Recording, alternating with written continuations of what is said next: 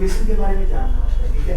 जैसे मैं लिखता हूँ ax² plus bx plus c is equals to 0 where a not equal to 0, ठीक है। मैंने पहले भी ये चीज को बताया है, आज भी बता रहा हूँ, ठीक है। क्या होता है कि ax² plus bx plus c not equal to 0, इसे हम कहते हैं क्वाड्रेटिक इक्वेशन। क्या कहते हैं? क्वाड्रेटिक इक्वेशन, ठीक है। Quadratic equation. अब प्यारे बच्चों, क्वाड्रेटिक इक्वेशन क्या होता है कि ऐसा इक्वेशन जिसके x का पावर कितना हो, x का पावर 2। यहाँ पे देखिए x का पावर कितना है, 2 है, ठीक है। इसके अंदर क्या क्या चीजें हैं, bx प्लस c।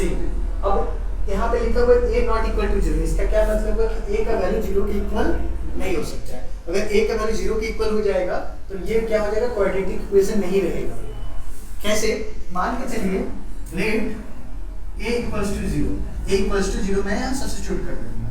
जब मैं ऐसा करूंगा तब क्या होगा दोस्त मेरा, a की जगह क्या लिखेंगे 0 into x² plus bx plus c is equals to 0। तो आप देख पा रहे होंगे कि जब 0 से किसी भी चीज को अगर हम मल्टीप्लाई करते तो कितना आता है दोस्त, 0 आता है। इसका मतलब ये कितना हो जाएगा दोस्त मेरे, 0 हो जाएगा। तो 0 plus bx plus c equals to 0, इसका मतलब bx plus c equals to 0। तो ये क्या क्वाड्रेटिक इक्वेशन है? क्वाड्रेटिक इक्वेशन है। तो ये कौन सा इक्वेशन है? क्वाड्रेटिक नहीं है तो कौन सा इक्वेशन है? अब कहेंगे ना जो राम है, तो नहीं राम नहीं है, ये तो कौन है, कुछ तो नाम होगा इसका। तो इसका नाम बताइए, किसी को पता है? आपको नहीं पता है? इसका नाम श्याम। क्या है? Linear equation. लीनियर इक्वेशन, समझ में आया? क्या है ये, कौन सा इक्वेशन है दोस्त? Linear equation. क्लियर हुआ यहाँ तक? चलिए अब हम लोग आगे बढ़ते हैं। अब मुझे कभी कभी इस टाइप में क्वेश्चन उठा के दे देता है, ऐसा लिखता है a-2 bracket x² plus 5x minus 6 is equal to 0। अब इसको आपको कह देगा कि for what value of a the equation does not hold the quadratic function, या फिर कह सकते हो कि a के किस मान के लिए ये क्वाड्रेटिक इक्वेशन नहीं होगा, क्वाड्रेटिक इक्वेशन नहीं होगा, ठीक है। तो बताइए a का कौन सा मान के लिए। तो एक बार बताइए, कभी भी इसको क्वाड्रेटिक इक्वेशन नहीं चाहते, हम चाहते हैं इसको क्वाड्रेटिक इक्वेशन नहीं रहे। तो क्वाड्रेटिक इक्वेशन नहीं बनाने के लिए हमको इसको 0 करना होगा। हमने यहाँ पे दिखा दिया आपको, अगर a का वैल्यू 0 होता है तब तो क्वाड्रेटिक इक्वेशन नहीं होता है, बट यहाँ पे ऐसा दिया है, इसका मतलब a के जगह पे क्या है, a-2 है, इसका मतलब a-2 इक्वल टू हमको 0 करना होगा, तभी हम कहेंगे कि ये क्वाड्रेटिक इक्वेशन नहीं है। तो हम यहाँ पे लिखेंगे ये क्वेश्चन है, पता है क्या है, क्वेश्चन है, एग्जाम में आता है आपको क्वेश्चन, ठीक है। तो इसको आप अभी नोट कीजिएगा, ठीक है। तो बोलेंगे हम यहाँ पे अगर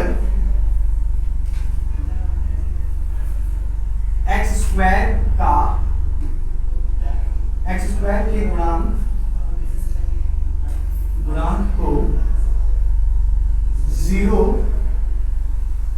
कर दे तो यह एक क्वाड्रेटिक इक्वेशन नहीं होगा, ठीक है दोस्त। इसका मतलब क्या हुआ कि a-2 इक्वल टू क्या करेंगे 0, इसका मतलब a इक्वल्स टू 2, यानी a का मान अगर हम 2 यहाँ पे सब्स्टिट्यूट करते हैं, बैठाते हैं, तो ये क्वाड्रेटिक इक्वेशन नहीं रहेगा। तो कौन सा इक्वेशन रहेगा, कि लीनियर इक्वेशन रहेगा। आप चेक भी कर सकते हैं, मान लीजिए a का वैल्यू हम यहाँ पे 2 बैठाते हैं, तो 2 - 2 0, 2 - 2 0। अब 0 से किसी को मल्टीप्लाई कीजिएगा तो 0 हो जाएगा, यानी केवल ये बच जाएगा, क्वाड्रेटिक इक्वेशन नहीं रहेगा। बातें समझ में आई? चलिए अब यहाँ पे बहुत सारी चीजें सीखने वाली है, ठीक है। तो कुछ बता रहे हैं, जब आपको नोट करना होगा तो आप नोट करने का समय देंगे, ठीक है। क्या है ध्यान वाला, ठीक है। अभी ध्यान से देखना, कुछ चीजें और है इसमें, ठीक है। क्या है, ध्यान से देखिए। अगर मान लीजिए आपको ABC, अब ABC क्या है इसको जानना होगा ना, कि ABC इस इक्वेशन में क्या रिप्रेजेंट कर रहा है। तो यहाँ पे A जो है कोएफिशिएंट है, क्या है, कोएफिशिएंट। कोएफिशिएंट का मतलब क्या होता है दोस्त, गुणांक क्या होता है? गुणांक माने गुणा वाला अंक, गुणांक जो साथ में इन सभी के साथ में गुणा के साथ जो एक अंक आया है उसी को गुणांक बोलते हैं या फिर कोएफिशिएंट बोलते हैं। क्या बोलते हैं? कोएफिशिएंट। ठीक है, अभी ध्यान से देखिए ए किसका कोएफिशिएंट है? कोएफिशिएंट ऑफ एक्स स्क्वायर बोलिए कह सकते हैं। और बी किसका कोएफिशिएंट है? बी किसके साथ गुणा है? एक्स के साथ। तो हम कह सकते हैं ना कि एक्स का गुणांक है, हिंदी में बोलेंगे तो गुणांक। अब सी किसका गुणांक है दोस्त? x का पावर 0। x का पावर 0 का मतलब 1 होता है ना, बताए होंगे आप लोगों को कि किसी भी चीज का पावर क्या होता है? हमेशा 1 होता है। x का पावर 0 का ठीक है दोस्त। तो ये चीजें आपको उतारनी है। उससे पहले एक बार बुक में सबसे पहला क्वेश्चन देखिए। सबसे पहला क्वेश्चन बुक में आपको क्या दे रहा है भाई कि अपने बुक में देखिए, आप लोग सभी को नजर बुक पे होगा। ठीक है, पहला क्वेश्चन है निम्नलिखित बहुपद व्यंजनों में से कौन सा द्विघात बहुपद व्यंजन है, समझाकर लिखना है। नंबर 1। अब देखिए व्यंजन क्या होता है? व्यंजन, अब दो चीजों के बारे में हम लोग यहाँ पे पढ़ेंगे। सबसे पहली बात व्यंजन और समीकरण। व्यंजन और समीकरण। व्यंजन का मतलब क्या होता है बताइए? एक्सप्रेशन, इंग्लिश में क्या बोलेंगे उसको? एक्सप्रेशन। और इस पर इक्वेशन। ठीक है, अगर मान लीजिए यहाँ पे दिया है ax square plus bx plus c equal to 0 दिया है ना, अगर ये इक्वल टू 0 नहीं दिया होता तब वो क्या होता? व्यंजन होता। मेरी बात समझ में आई? इक्वल टू 0 दे दिया तो इसका मतलब क्या हो गया? वो समीकरण। तो मैंने यहाँ पे स्टार्टिंग में क्या लिखा था? समीकरण। और हमें अभी क्या चाहिए? व्यंजन। तो यहाँ पे व्यंजन और समीकरण, बात तो प्रॉपर्टी वही होगा, क्वाड्रेटिक इक्वेशन का जो यहाँ प्रॉपर्टी है वही होगा, बट इक्वेशन की जगह पे क्या होगा? एक्सप्रेशन होगा, यानी व्यंजन होगा। तो पहला क्वेश्चन है x square minus 7x plus 2। मुझे कोई बताएगा क्या ये द्विघात व्यंजन है? बिल्कुल है, द्विघात व्यंजन है क्योंकि इसका पावर 2 है। देखिए a की जगह पे क्या है? 1, b की जगह पे कितना है? -7 एंड c की जगह पे +2। तो क्या ये व्यंजन है? बिल्कुल ये व्यंजन है। कौन सा व्यंजन है? द्विघात व्यंजन है। ठीक है, नंबर 2 में लिखा है, नंबर 2 में देखिए 7x टू द पावर कितना है दोस्त? 5 माइनस x। तो मुझे बताइए ये क्या व्यंजन है? पहला क्वेश्चन व्यंजन है व्यंजन। व्यंजन तो है, बट आपको पूछा क्या जा रहा है? द्विघात व्यंजन है कि नहीं? द्विघात मतलब दो घात वाला। यहाँ तो 5 है इसका घात, तो द्विघात तो हो नहीं सकता है। इसका मतलब मेरे दोस्त ये व्यंजन तो है पर द्विघात व्यंजन नहीं है। व्यंजन है लेकिन द्विघात व्यंजन नहीं है। बात मेरी समझ में आई? आगे देखिए, आगे कितना नंबर है? 3 नंबर। क्या लिखा है यहाँ पे? करता हूँ 3 नंबर, दिख रहा है ना? हाँ, क्या है 3 में? 2x ब्रैकेट में x प्लस 5, उसके बाद क्या दिया है? +1। अच्छा, ये दिया हुआ है आपको और आपको बताना है कि व्यंजन है कि नहीं। तो सबसे पहले इसको थोड़ा सा सॉल्व करेंगे। आपको दिया था, इसको मल्टीप्लाई करना होगा हमें। इससे मल्टीप्लाई करेंगे तो कितना होगा? 2x स्क्वायर प्लस 5 दूनी का 10x प्लस 1। अब मुझे बताइए व्यंजन है? व्यंजन है। द्विघात व्यंजन है? द्विघात व्यंजन। देखिए इसका पावर 2 है, तो ये द्विघात व्यंजन भी है और द्विघात व्यंजन भी है। क्लियर? नंबर 4 क्या है? 2x minus 1। क्या ये व्यंजन है? द्विघात व्यंजन है। कौन सा व्यंजन है? लीनियर एक्सप्रेशन है ना? तो बात समझ में आ रही है सभी को? चलिए, तो यहां तक आप लोग उतार लीजिए, फिर हम लोग आगे बढ़ेंगे धीरे धीरे। ठीक है,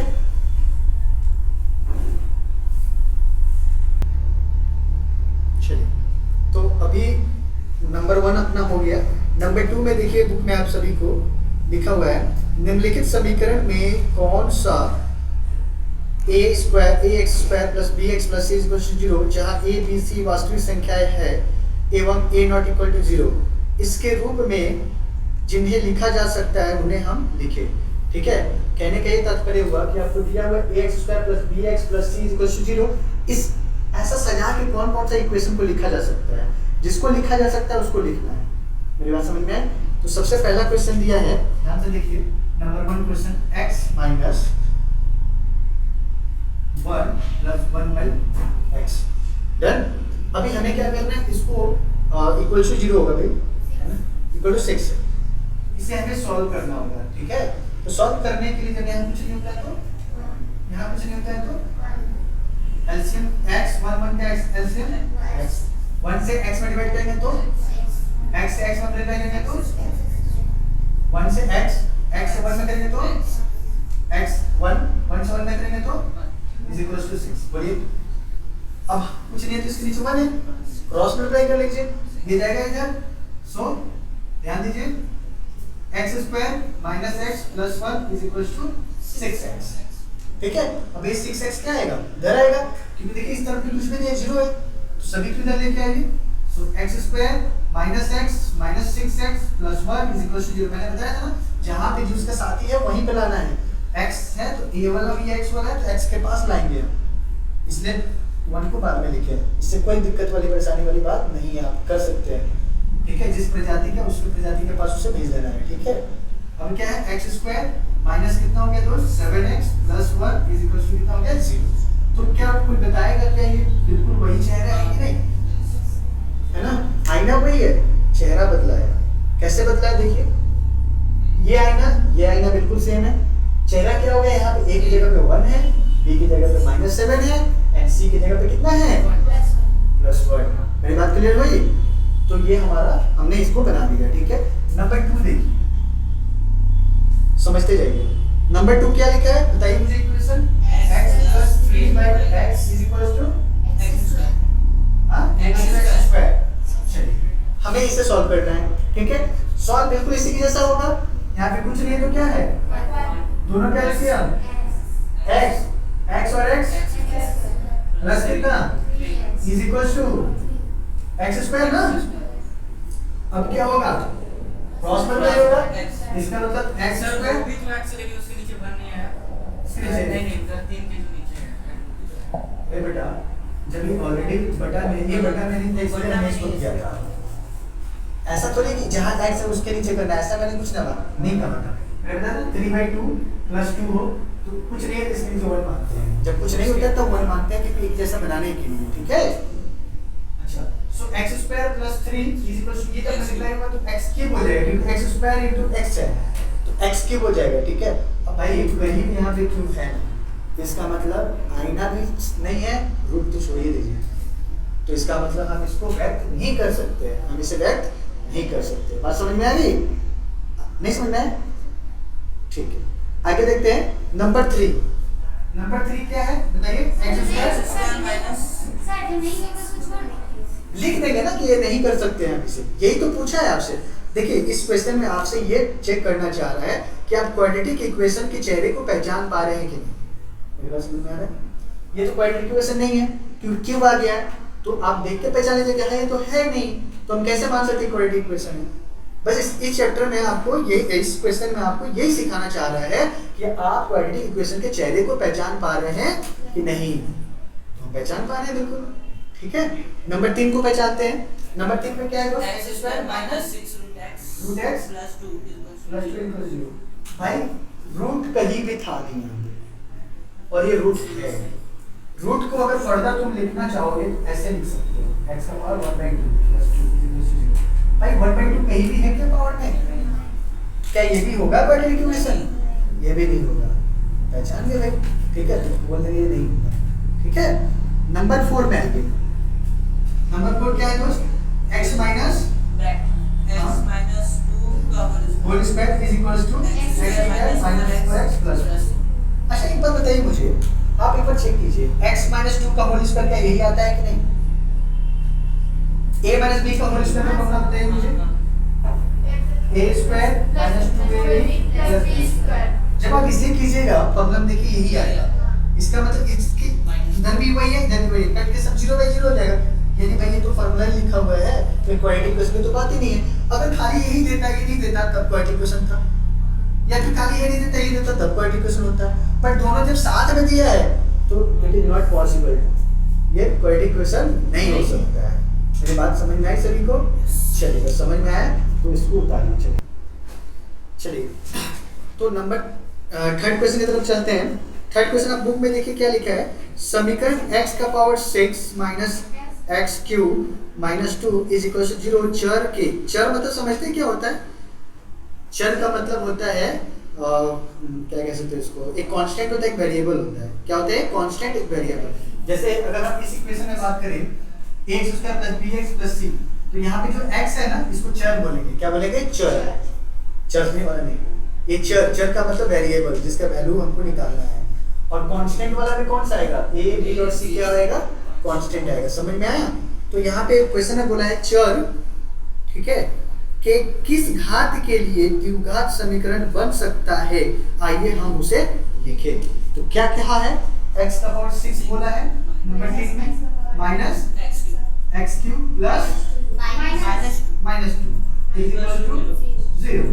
तो आपको इसको द्विघात समीकरण बनाना है, मतलब यहाँ पे स्क्वायर आना चाहिए और यहाँ पे x आना चाहिए। बात मेरे समझ में है? तो हम लिख लेंगे, माना दोस्त x cube is equal to p मान लेते हैं, ठीक है। तो मुझे बताइए एक ये क्या है? एक्स क्यूब का होल स्क्वायर है कि नहीं, minus x cube minus 2 equal to 0। तो दोस्त मेरे एक्स क्यूब की जगह हम क्या बैठा रहे? p, तो यहाँ पे p बैठाएंगे, तो p का whole square minus p minus 2 is equal to, अब क्या प्लस 2 है माइनस। तो अब मुझे बताइए क्या ये द्विघात समीकरण है? बिल्कुल है। किसके सापेक्ष में है? एक्स क्यूब के सापेक्ष में है। हो गया? तो जो आंसर होगा क्या होगा? एक्स क्यूब होगा आंसर। एक्स क्यूब हम माने हैं ना, उसके सापेक्ष में द्विघात है। क्लियर हो रहा है? नहीं समझ में आया? फिर से समझ देखिए, x का power 6 minus x cube minus 2 equal to 0 दिया था। इसका मतलब हम इसको ऐसे लिख सकते हैं कि नहीं, ये एक्स क्यूब का होल स्क्वायर मतलब 2 दूनी का 6 माइनस एक्स क्यूब माइनस 2। देखिए आंसर यहीं पे मिल चुका था, लेकिन फिर भी आपको समझाने के लिए मैं आगे तक एक्सटेंड किया हूं। कह रहा था कि अब ये तो अब देखिए क्या द्विघात समीकरण नहीं है क्या? देखिए तो अरे यार द्विघात समीकरण ही तो है। देखिए पावर में है, ये तो पावर 2 है, और उसके बाद ये देखिए x की जगह पे सिंगल x है। मान लीजिए इसको हम केवल x मानेंगे, x क्यूब हम क्या मानेंगे? खाली x मानेंगे। x square minus x minus 2 is equal to 0। तो ये द्विघात समीकरण हुआ, ठीक है। किस लिए हुआ? x का पावर क्यूब किए तब हुआ। तो x के पावर क्यूब के लिए यह द्विघात समीकरण होगा। बात समझ में आई? डन। चलिए नंबर 4 की तरफ बढ़िए, इसको आप लोग उतार लीजिए सुनते सुनते मेरे सवाल को, ठीक है। नंबर 4 क्या है?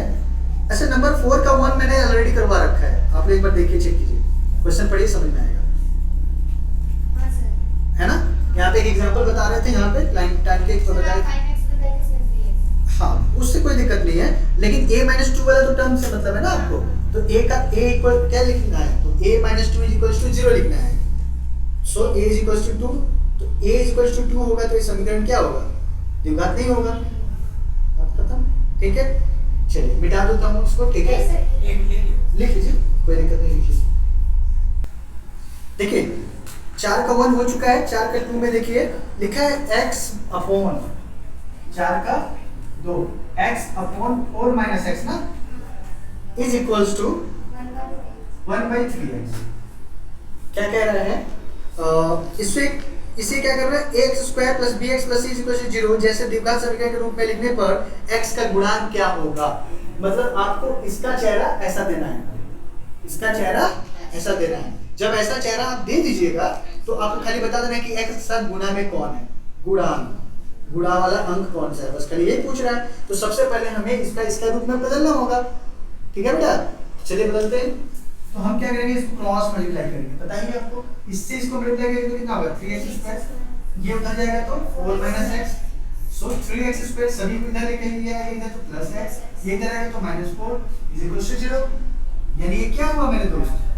ये क्या यही रूप है कि नहीं? अब बताइए x के साथ गुणा में क्या है? +1, सो x का गुणांक बराबर 1, that is your answer. Got it? ठीक है, रुक जाइए अभी, आगे देखिए नंबर नंबर 3 देखिए पहले, नंबर 3 देख लीजिए एक साथ, 3x² प्लस 7x प्लस 23।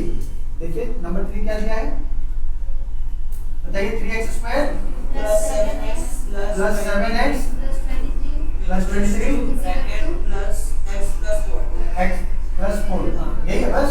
नहीं, फिर एक तो ब्रैकेट x प्लस 3 हाँ, x प्लस 3 प्लस 2 ये दिया हुआ है ना। और इसे क्या कह रहा है आपको, इसे भी सजाना है, मतलब इसे भी यही रूप देना है, इसे भी यही रूप देना है। मतलब आप देख रहे हो ये क्या चाहता है बुक पूरा, ये बुक पूरा चाहता है कि इसको अच्छे से अपने माइंड में सेट कर लीजिए कि कभी भी द्विघात समीकरण बोले, आप सपने में हो, चाहे जग रहे हो, चाहे कुछ भी कर रहे हो, आपको समझ में आ जाए ax² + bx + c = 0। क्या जीरो, ठीक है। ये रूप देखिए हर सवाल में यही बोलना चाह रहा है कुल मिला के, कभी इधर से बोल रहा है, कभी इधर से बोल रहा है, लेकिन ले जा रहा है आपको यहीं पे ले जा रहा है, ठीक है। चलिए आते हैं फिर से एक बार, ठीक है। तो ये तो बैंक सजा हुआ है, इसमें कुछ छेड़छाड़ नहीं करना ही हमारे लिए उचित बनता है, लेकिन इसे करना पड़ेगा। क्या करना पड़ेगा, मल्टीप्लाई करना पड़ेगा। x से पहले दोनों में मल्टीप्लाई कीजिए, x² plus 3x 4x plus 12 plus 2 है ना। अब सभी को इसी तरफ लेके आएंगे, ठीक है। देखिए कितना है 3x² भाई, जिसकी जो प्रजाति है उसके पास देना होगा, स्क्वायर वाला प्रजाति पर लाइए भाई यहाँ पे -x² प्लस कितना है 7x, बेटा देखिए 3 + 4 7 हो जाएगा, -7x प्लस 23 12 + 2 14 आएगा, तो -14 = 0।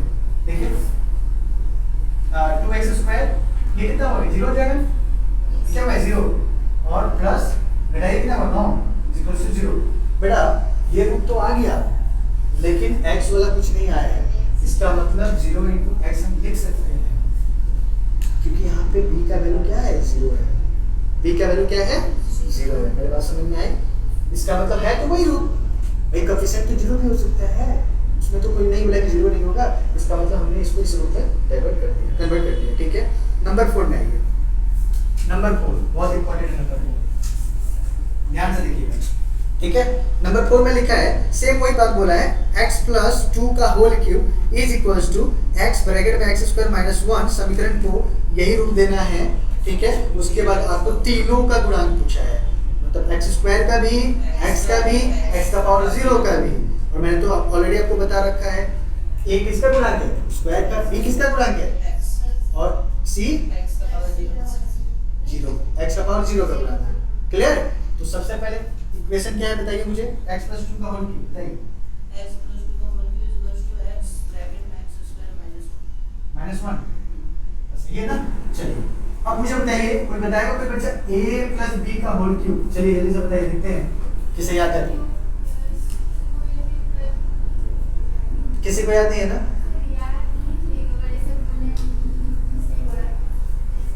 पढ़ लो अभी भी समय है।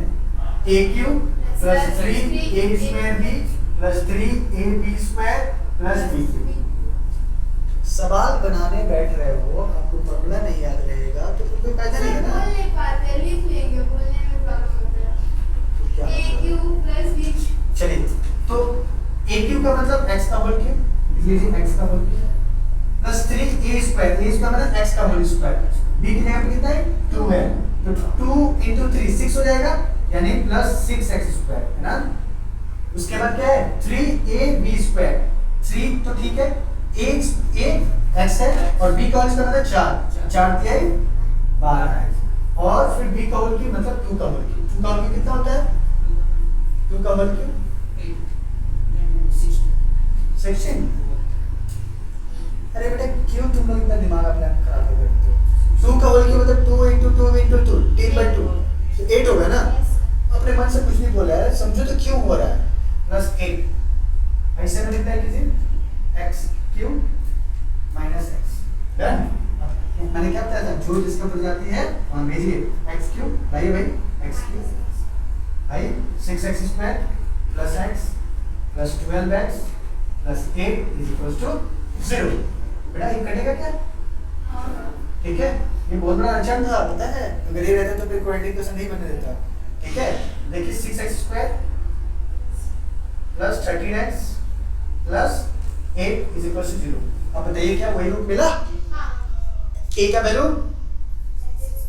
ए का वैल्यू 6, बी का वैल्यू 13 एंड सी का वैल्यू क्या कह सकते हैं? एक्स स्क्वायर का गुणांक 6, एक्स का गुणांक 13 और एक्स का पावर 0 का गुणांक 8। अब इतना अच्छे से बता रहे हैं, जो भूत भी होगा ना वो भी सीख ले।